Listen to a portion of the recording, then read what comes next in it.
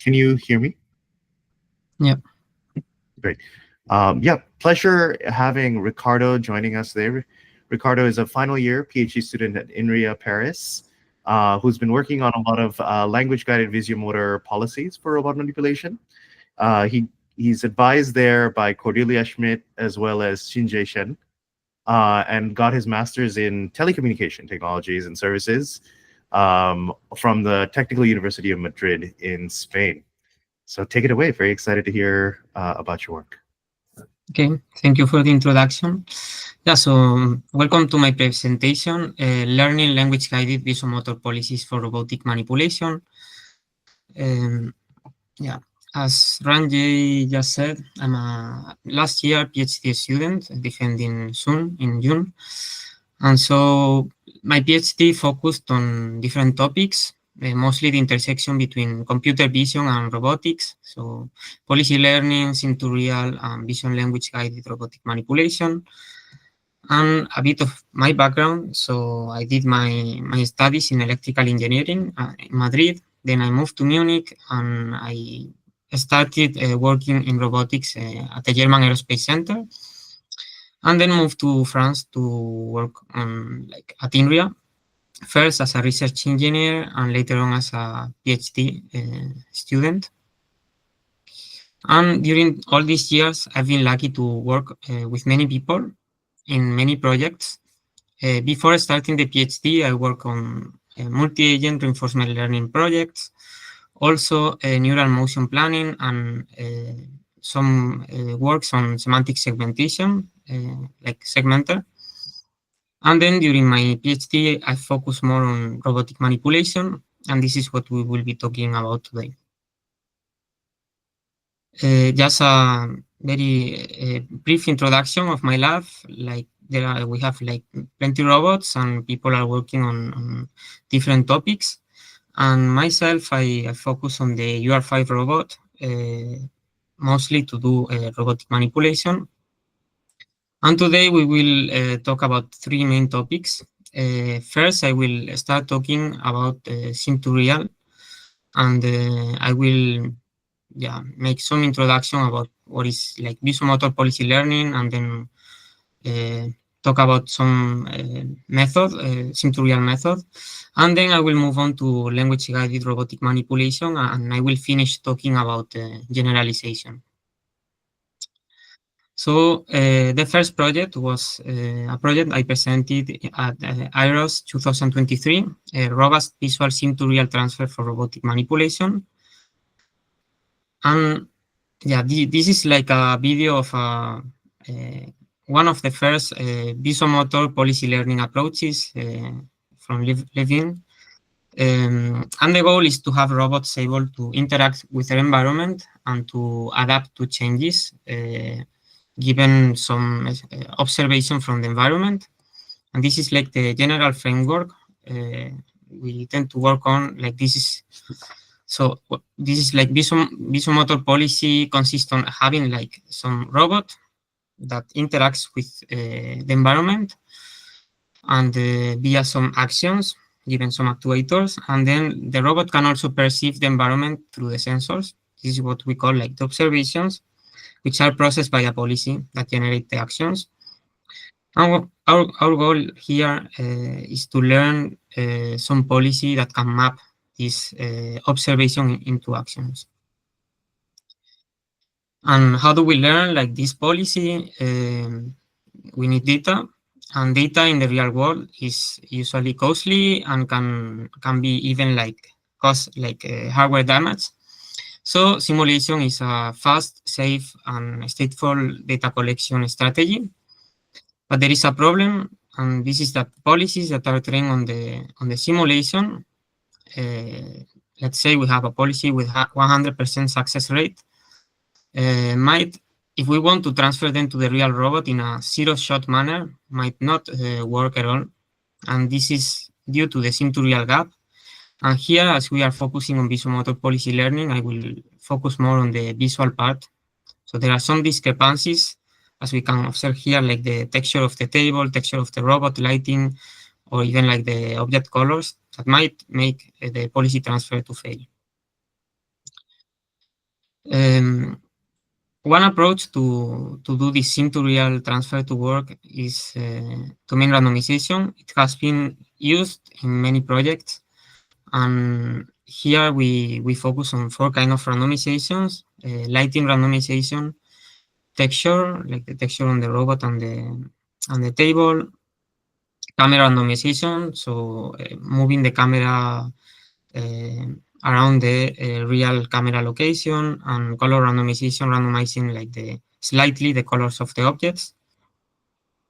And the goal is by making all these changes and training on this data to make the policy invariant to the changes in the visual appearance of the scene.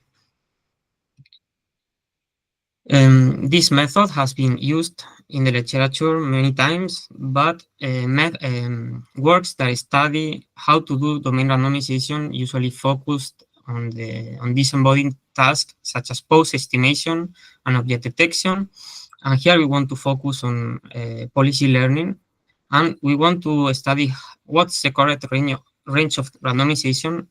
How do we select like the range of randomization, and once we have this range of randomization, does it work for a varied set of tasks? And even if the scene changes, still your policy can transfer to the real robot.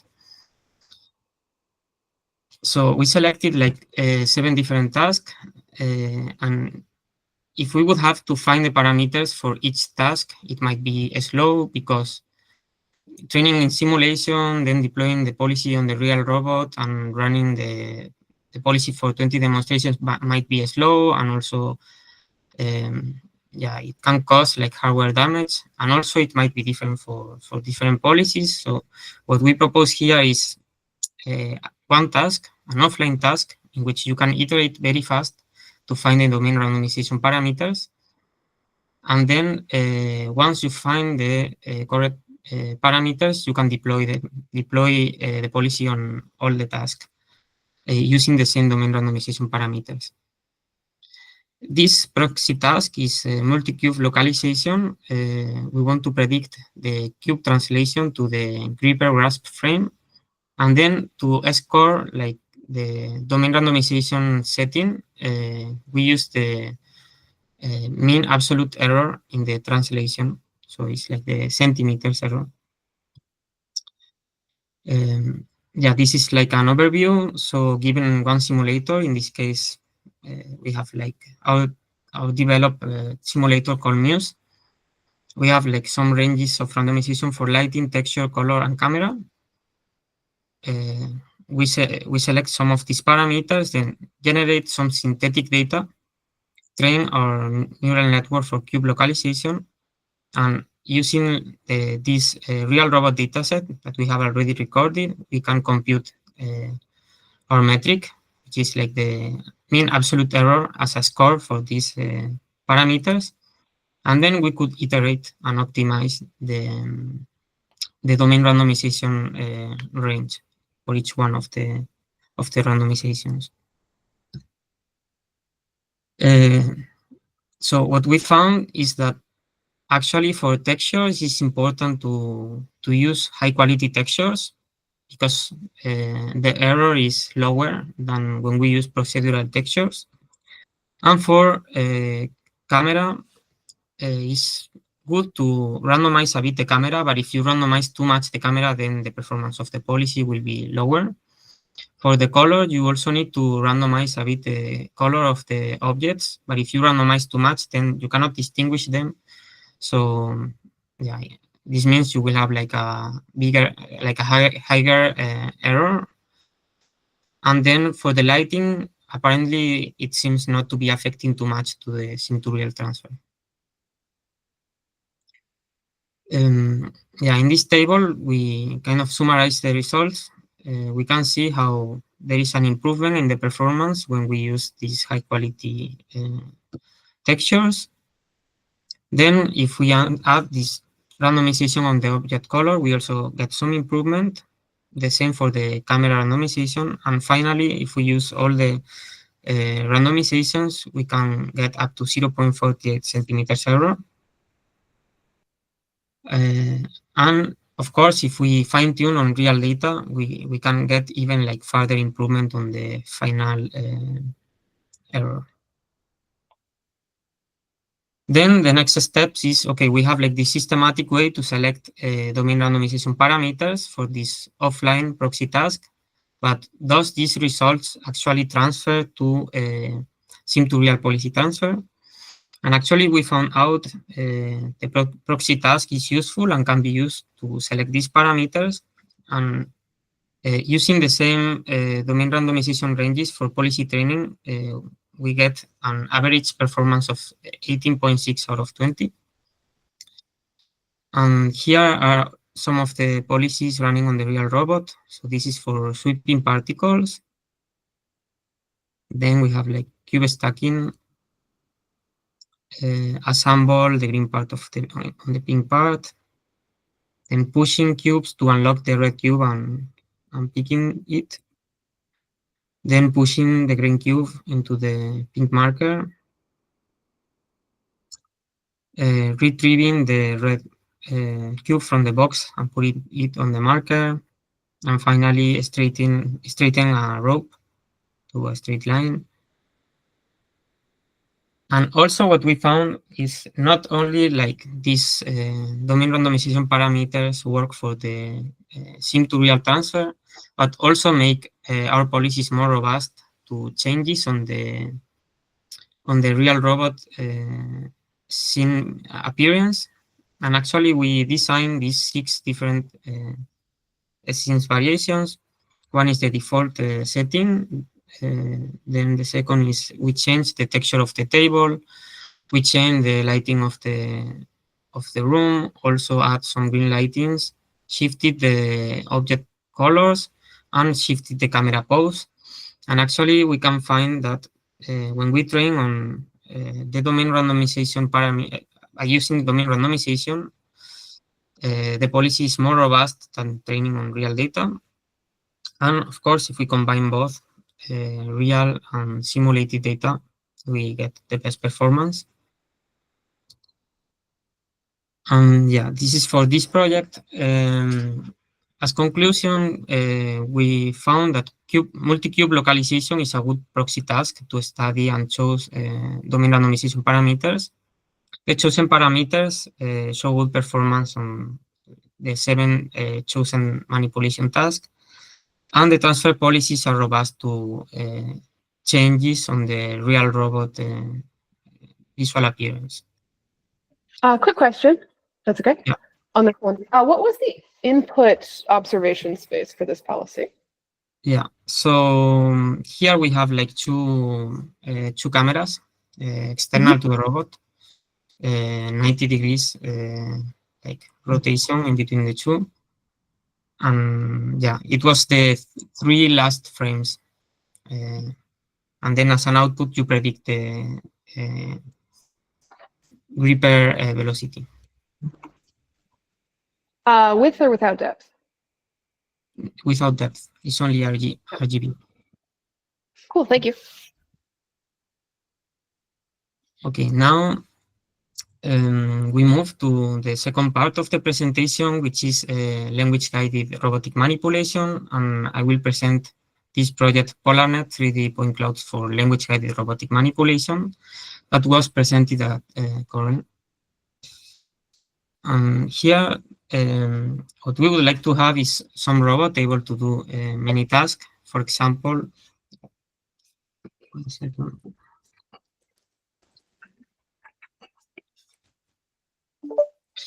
For example, assembling our furniture, or able to cook, or making our dishwashing tasks, or cleaning our room, or even arranging our clothes. And there are some challenges to have such robot. The first one is we have many tasks, and each task can be solved in many ways. The second is we need the precise, the robot should be precise to solve some of these tasks. It's difficult to recover the explicit state of the environment. And sometimes the current observation is not enough for the robot to solve some tasks. How do we address these challenges? First, we use language. For example, let's say we have this task, which is like cleaning the dirt, and we want to specify here that he has to use the broom to brush the dirt into the small dustpan. Yeah, so we specify the dustpan. Also, we use a multi-camera input to the policy to have more precision and avoid occlusions. To recover the state of the environment, we use RGBD as an input. And we also want to encode the observation history to be able to have some memory. And to combine all this information, we use transformer. And here, first, I will present Hiveformer, which is the kind of the first work I did on this language-guided robotic manipulation. And yeah, here we use some transformer architecture yeah, to process all this information, but I won't focus on this particular architecture. But this was like 2D kind of inputs, like RGB inputs, while we use the depth for the output. But yeah, sorry, I'll explain later on. But so the goal was to yeah we wanted to evaluate like this kind of language guided methods, so that's why we selected RLBench, because it has like 100 manipulation tasks. It has a Frank-Amica Panda robot, and it contains text descriptions for each of the tasks. And out of these 100 tasks, we were able to run 74 of them. And like some approaches, we selected 18 tasks to do evaluation and evaluated on single and multitask settings, where yeah, the text description might not be that useful. And actually, they are useful for the different variations. Here, I put an example of variations in case you don't know what is that. So let's see, we have this task, which is like pushing buttons in a particular order. Here, first we push the white button, then the green, then the gray.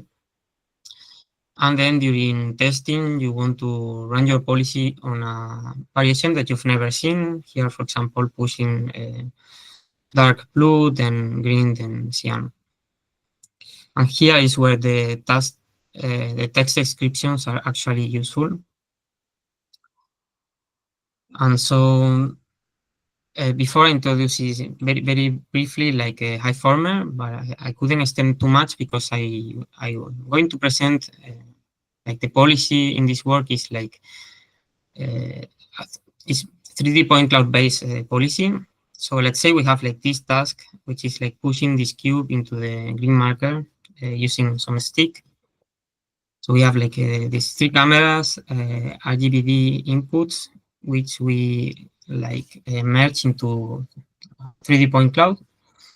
And in this work, what we did is systematically explore the designs of 3D inputs. We studied different aspects, like which features do we encode in at each point, how do we like clean the point cloud, and the coordinate system we should use, and so on. And why 3D? Because 3D allow us to have like more precise manipulation and also handle better occlusions.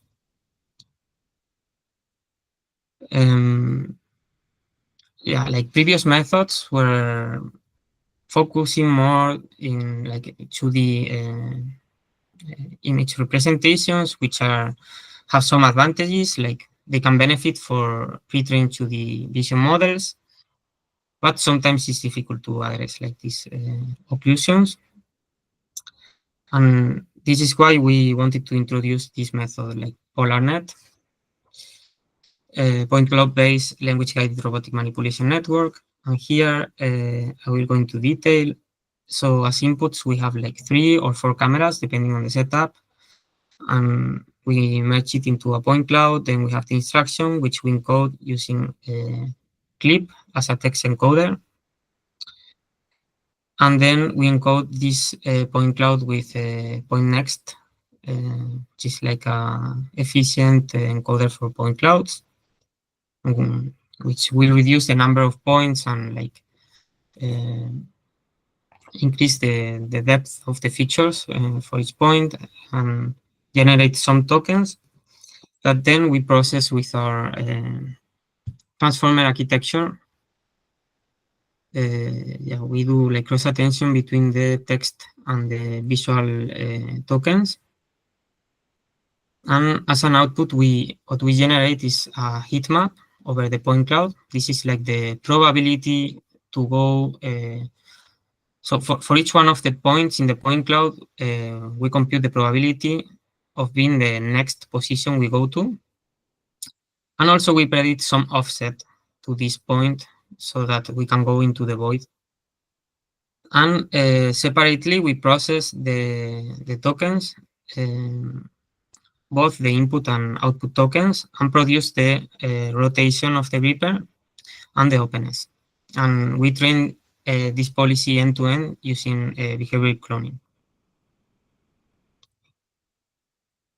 Some like design choices we made was how do we process the point cloud. This is on the left, the raw point cloud is the kind of point cloud you get when you match like all the cameras images. And what we do is we use a bounding box around the workspace and remove all the points outside of it. And then we also decided, as we know, the height of the table is always the same and doesn't change. We decided also to remove all the points on the table, and we end up with a point cloud like this. And why do we do this? Is because we only care about the points that are useful for executing the policy, which are the object of interest and the robot. And actually, we can see we got some performance improvement of 10.5% on 10 tasks we selected on our bench. Then for the point cloud, for each point, we studied which kind of information should we encode. Here we selected X, Y, Z, color, normal, and height.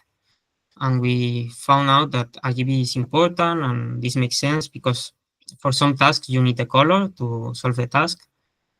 And then the normal seems not to be very useful, and actually for the real robot is even worse because it's noisy.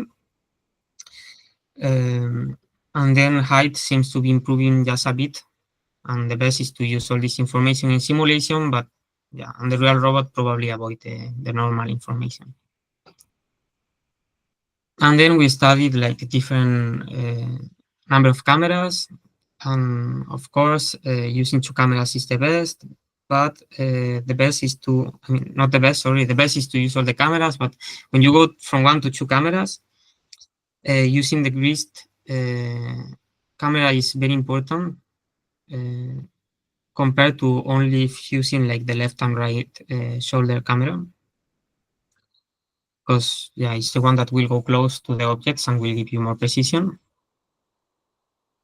And finally, here we compare Hiveformer, which was our original 2D or RGB policy versus PolarNet.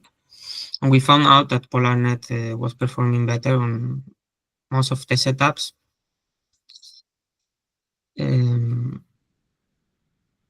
Yeah, here we have some comparison also to other previous methods like Peract. And yeah, we got some like improvement of 1.1 on this 18 task setting. Then we went to the real robot and ran PolarNet. And here we can see the task is to stack the yellow cap on the pink cap. Then here place the white plate on the pink target. Here pick the strawberry and place it in the box. And here take the frog toy and put it in the top compartment of the drawer. Here we can see how the robot, here it fails, but retries to open the drawer and then go for the frog toy and put it inside. Yeah. So yeah, this is for this project. Here we presented PolarNet as a 3D-based robotic manipulation policy that allows more precise action prediction. It was critical to use point cloud with color, filter irrelevant points, and merge multiple views. And we show that it outperformed the state-of-the-art models on multiple settings and show promising results on the real robot. Yeah, this leads us to the next part of the presentation.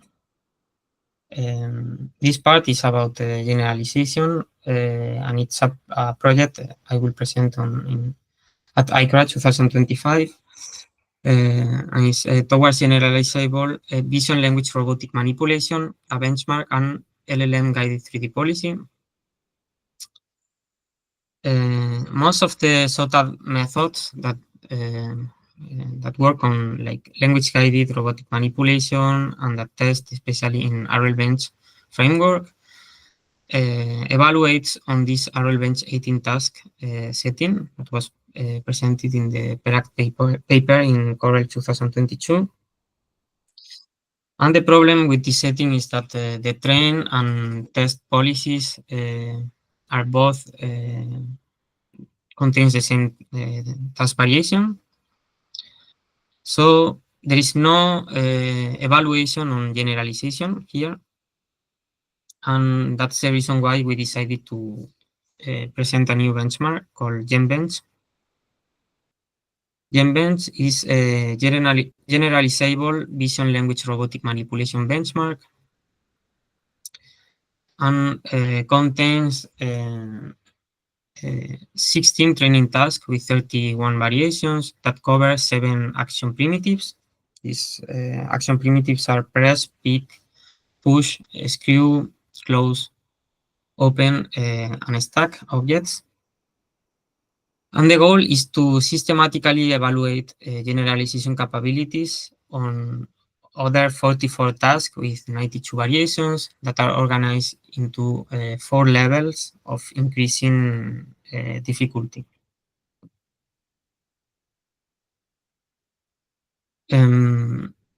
Yeah, the first level is the typical setting that we already found on this 18 task RL Bench setting, which is we train and test on the same task variations, but there are only changes on the placements of, you test on unseen placements of the objects and also with different like color distracted colors. Then for the level 2, the goal is to test generalization to novel rigid objects. So let's say you train to pick up the red block, and then you test on picking a color that you've never seen during training, like violet block, or even different shapes, like pick up the red duck toy. The next generalization level is level 3, and here the goal is to evaluate on novel articulated objects. Let's say you train on some set of objects like closing laptop lid or open button drawer, but then you want to test on generalization on novel categories. For example, close the grill that you've never seen before, or even novel instances of the same objects you've seen. Here, this object has like 4 drawers, and the goal is to open the middle button drawer. And then also novel action object combinations. Let's see, you've seen how to close some objects like the laptop, and you've seen also how to open a drawer. But here you test generalization to closing a drawer that you've never seen the combination of this task with this object. I have a question. Yeah, go ahead. For the combination wise, which is like close the bottom drawer, do you think that like existing policy will be able to sort of derive the relation of opening drawer and the reverse of opening is to close, and also to sort of interpolate through and try to understand that, to do the closing action, it's not the same as doing the laptop closing. Like it seems like it's really far away from what the training actually shows. So do you expect policy to be able to generalize to that extent? Yeah, to be fair, I think this is like a very difficult challenge. So it might be probable that it's hard for policies to to generalize from this train set to this combination. Okay, thanks.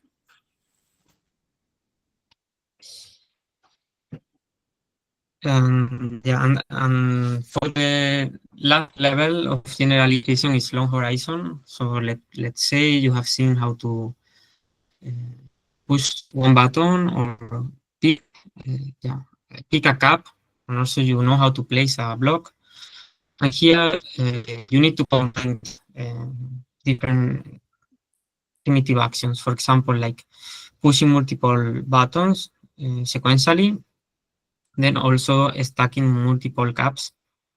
Need to combine like picking and placing here, and also stacking like up to 4 cubes. So the goal is to see how you can combine primitives or to run them sequentially to solve a task.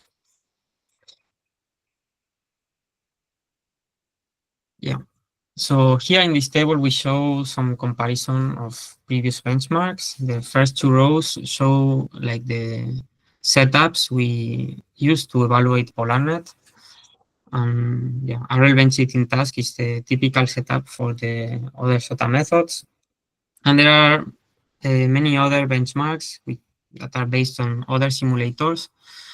And here the goal was to cover as much challenges as we could. So we ended up like having some comprehensive benchmark that includes generalization, also need to learn multiple skills and so on.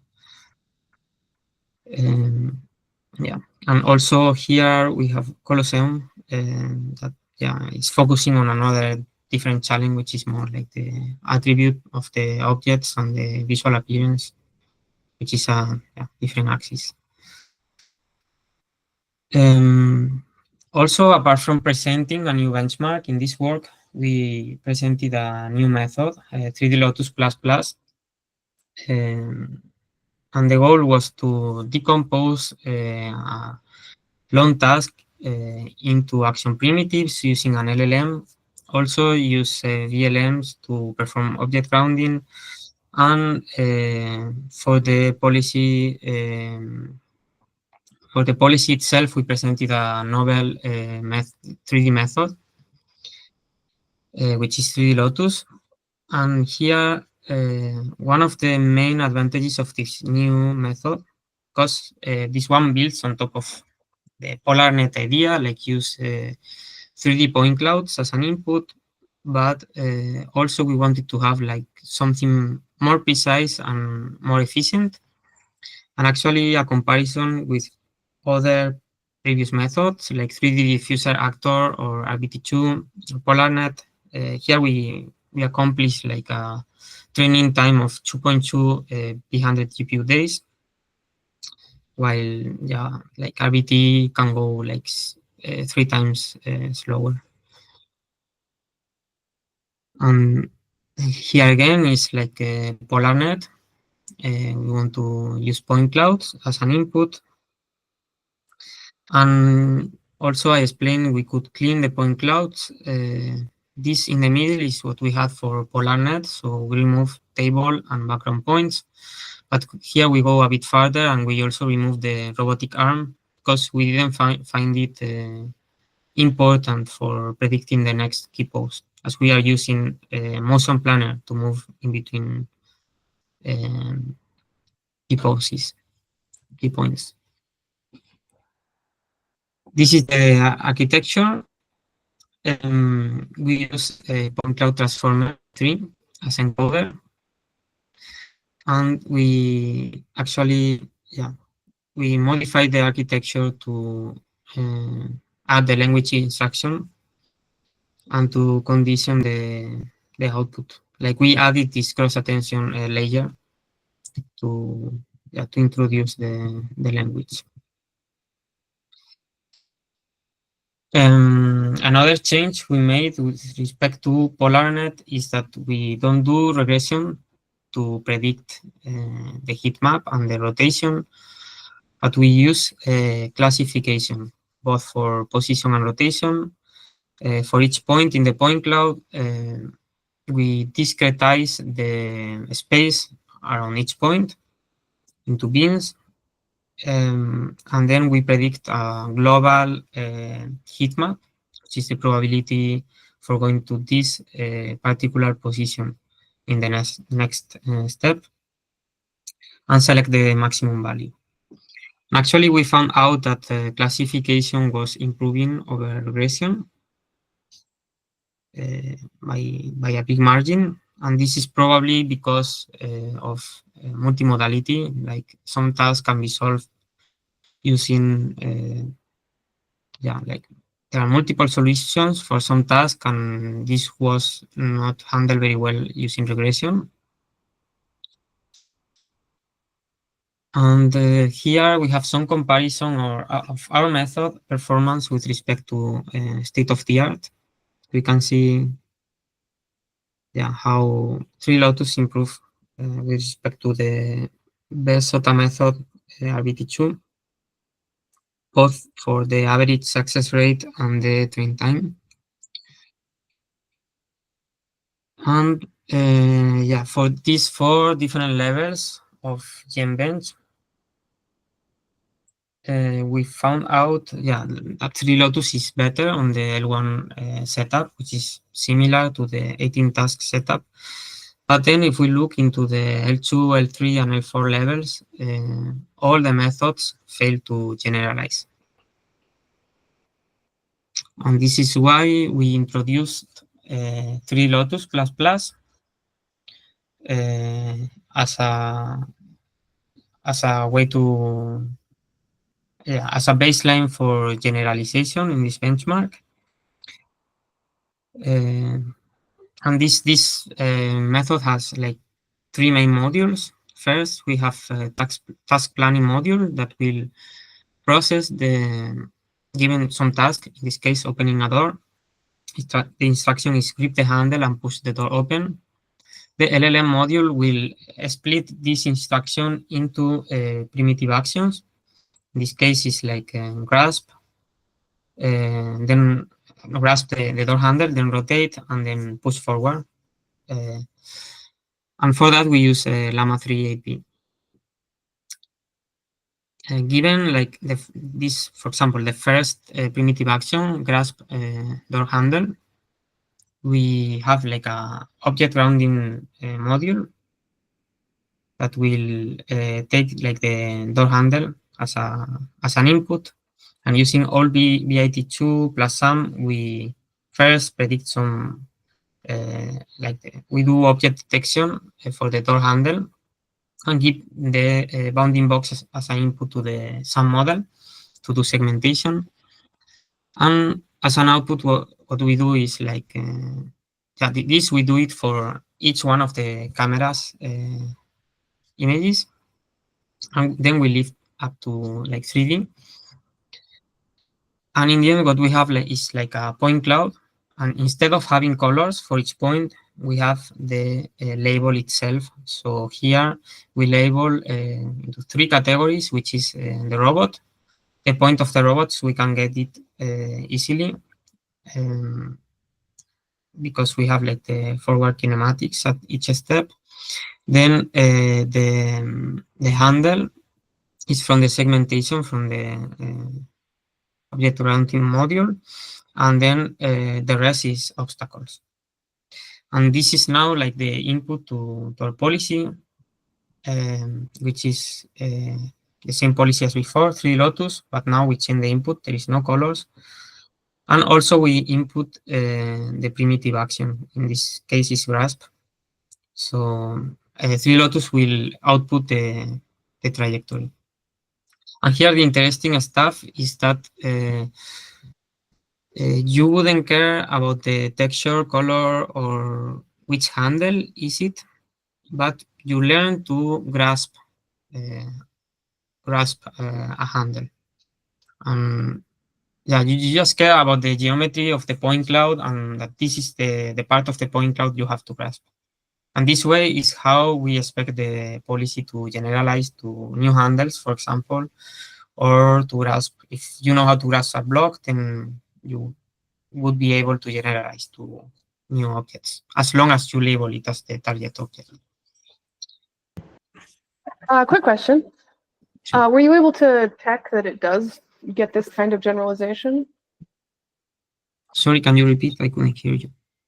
The hope that this transfers because you are doing object grounding, and so it will learn to grasp any sort of handle. Did you check that this works? That's very exciting. Yeah. Actually, this is what I will show next, and we evaluated on GenBench, and actually it works. Yeah, it works, and both in simulation and the real robot. Of course, up to some limit.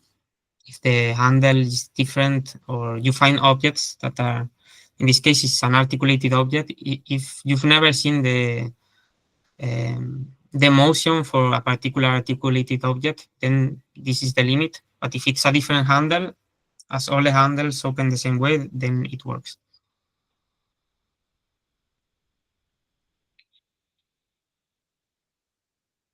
Yeah. Actually here we compare 3D Lotus that was like trained on the training task and then working well on the same task but different placements but failing to generalize. For 3D Lotus++, actually we can see an improvement in the performance. Now we can like solve better L2. Articulated objects still have some problems because of what I said, like some of the objects you've never seen and this is related to the question Jaffe made before, like if you've never seen the motion for a particular object, then you wouldn't be able to manipulate it. And then L4 seems also to be better. And here we do some ablation, like if instead of using Llama and OLB2 and SAM, we just use the ground truth information. We see, yeah, we can go up to, for level 2, we can go up to 80%. And level 3 is kind of it's a bit better, but the gap is smaller and it's the same, like it's difficult for trajectories you've never seen. And L4 is better. If then we replace the ground truth object grounding with the VLM, we see like a big drop in performance. And if we compare this drop of performance with changing the ground truth task planning with an LLM, we can see actually the LLM is quite good at decomposing the instruction. But here, one of the bottlenecks is the VLM, actually. One more question about these results. What's the intuition behind why 3D Lotus++ is worse than 3D Lotus at L1 generalization? Yeah, that's a good question. So, yeah, I think it was for the VLM module. It was given like the viewpoints we have in our bench, which is like the left and right shoulder and so on. The perspective were not the best to ground to do the object grounding basically. So it was failing with the objects, and I guess 3D Lotus just overfit to the point cloud colors and geometry, and then it works. But then if the VLM is failing, then you cannot label well the point cloud, and then you fail to perform the task. So it was more bottleneck in the VLM. Okay, so do you have like the second row, but with the ground truth task planning and object grounding? Does that difference correct? Sorry, I didn't get it. Which row? Sorry, can you repeat? So you have 3D Lotus++ getting 68% on L1 generalization. And then in the second part of the table, you have plugging in ground truth object grounding and ground truth task planning. Do you have a result where 3D Lotus++? Oh, I see. I can read. Apologies. Yes, that is the result, and that does correct. Thank you.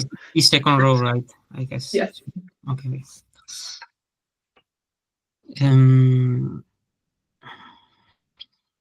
Yeah, and here is a comparison with previous methods, which is, as we said, 3 Lotus++ is generalizing better. Here we show some videos. On the left, we can see generalization to new shapes, like these moon-shaped objects. On the right is like a different fridge you've never seen in simulation. And here are some long horizon task generalization. I have a question. Do you mind Yes. going back to the previous slide? So the example where, oh, sorry, no, yeah. So with the example where it generalized to the moon, picking on the red moon, like, and the training data was basically on the cube. So do you try an instance where you actually put a cube there together with the moon? Yeah, yeah, I see what you mean. Actually, this is yeah. So we don't do it on these tasks, but actually on the challenge we have proposed for CVPR, there are like some private tasks, and yeah, like we do these kind of evaluations, and also in the real robot, as you I will see. see Yeah, later on, yeah. we use like different objects. So Yeah, because the reason I'm asking this is sometimes when we are evaluating the policy, we also see that, there might be this generalization, but because the original training object was not in the scene, and then it's an energy-based function. It's sort of like focus on the yeah, next closest object to predict. But whereas if you do bring back the object that was originally trained, you might not get the same result that what you are expecting. Yeah. yeah, yeah, But yeah, just yeah. that's the point, yeah. Yeah, this is some failure cases. Like here, we want to make the stack in the green marker, and then it goes to the cube and try to stack it on the green cube. And here, this is the project we're talking about. Here, we want to open the microwave door, but you've only seen how to use the microwave, and somehow it doesn't work open because you've never seen how to open this kind of object. So fails. And then for the real robot, we have this setup with 3 cameras, 20 demonstrations per task, and training set is like 7 variations, task variations across 5 tasks, like stacking cups, picking a fruit and put it on the box, hanging the pink mug, open the top drawer and put the frog in the top drawer. This is very similar to the PolarNet setup. And here we compare PolarNet and 3D Lotus, and we can see 3D Lotus performs better. This is on like the policy running on the robot. Like put the frog toy in the top part of the drawer, very similar to before. Then here we stack the yellow cap on the pink cap. We have also the variation, which is like the navy cap on the yellow cap. And yeah, hanging the mug. And then here, for example, here we pick the strawberry and put it in the box. And pick the peach in the box. So we have only trained on picking the strawberry and peach. And next, here we will see how we can pick other objects. Even though the peach and the strawberry is in the scene, we can still pick new objects. Yeah, so again, we have fruits in the box, then new objects you've never seen, and long horizon task. And then even we change like instead of box, we have like 2 plates of different colors, and it's a long horizon task. And then stacking like different caps with different like textures. And we can see how 3D Lotus completely fails to transfer to these objects and tasks that was never seen during training, while 3D Lotus can fairly transfer to it. Yeah, so this is a video here, for example, we are picking a banana, and we have never seen banana before during training. Here is put the tuna can in the box and then the corn, so long horizon task with new objects. Also put the plum in the box, then the corn, also long horizon. And again, like here, there are the same objects you saw in training, so it's not kind of overfitting or something.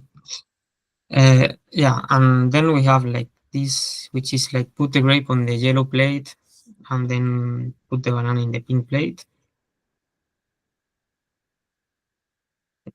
Yeah.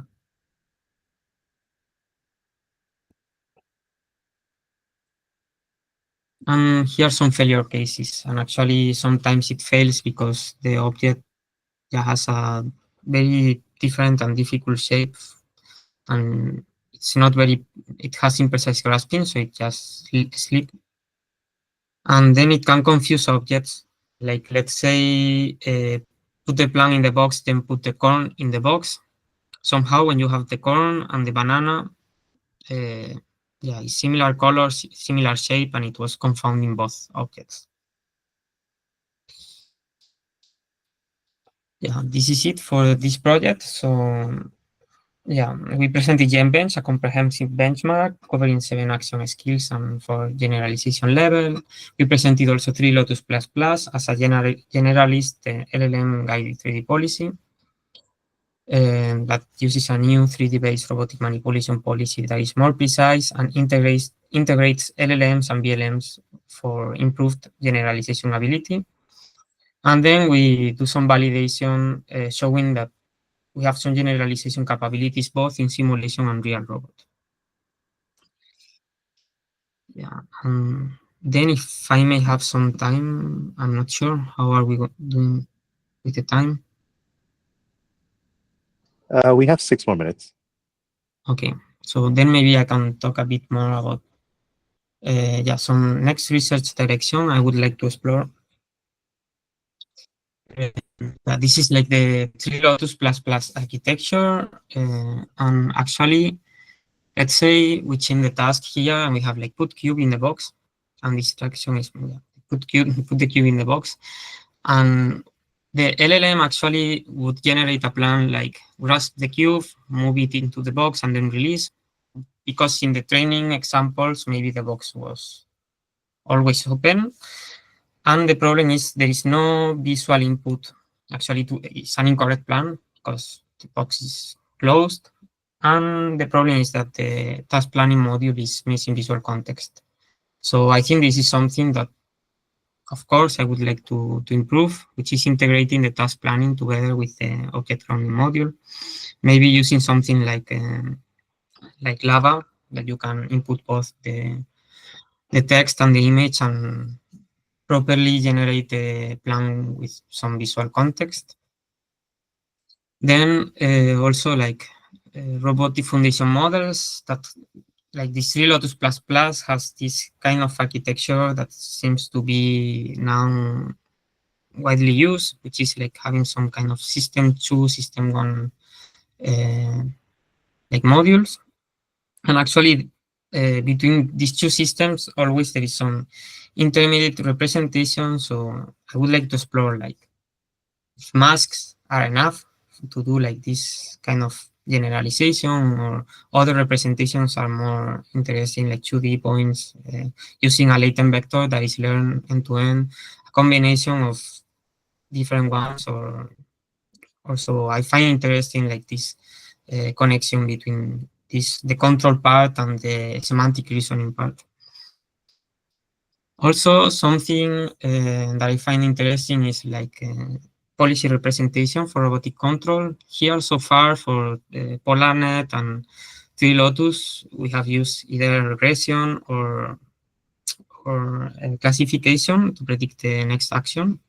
It would be interesting to integrate some better policy frameworks like implicit policy that links an energy function to model like what are good actions, bad actions, and can handle better multimodality, or also diffusion policies. Yeah, and these are some examples of these kind of policies.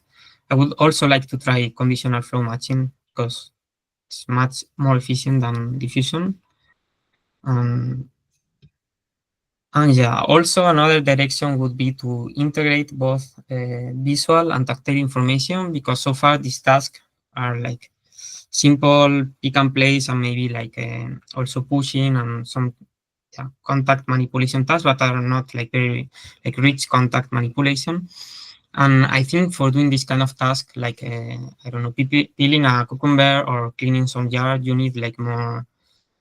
Yeah, you need to use tactile information, and I find like processing all these modalities together can be interesting.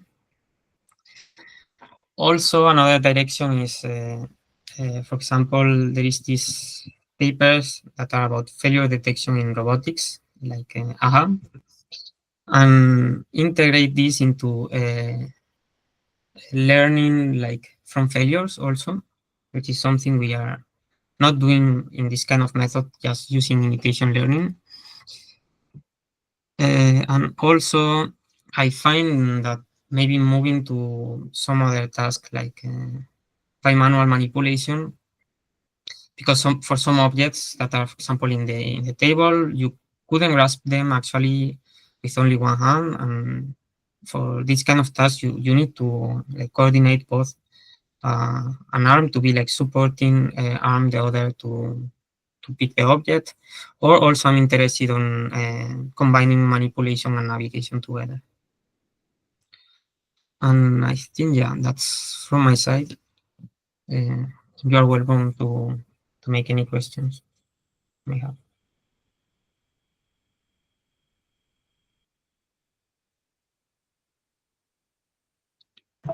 Okay, I have one question. In 3D Lotus for the real robot Yeah. part, why not use simulated data for that since you have previous work in sim to real transfer? Yeah, that's actually another direction, because here we are using like point clouds, and actually my work was on RGB sim to real transfer, and it's not completely, it's not, I'm not sure how to do like depth plus RGB sim to real. I know some works doing depth sim to real and RGB sim to real, but both of them together might be one direction to explore. Yeah, so that's why. Awesome, thank you. Thank you.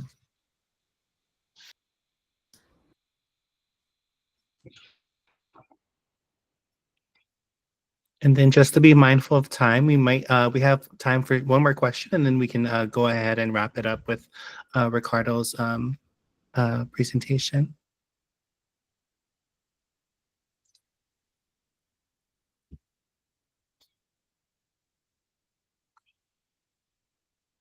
Looks like no questions. So let's go ahead and thank Ricardo for his time and sharing his presentation with us. Thank you. Thanks, Ricardo, and have a good day, everybody. You too. Bye. Thank you. Bye, Ricardo, and I'll be in touch, Ricardo, with next steps, all right? Okay, sure. Thank you. Bye. Bye. Have a nice day.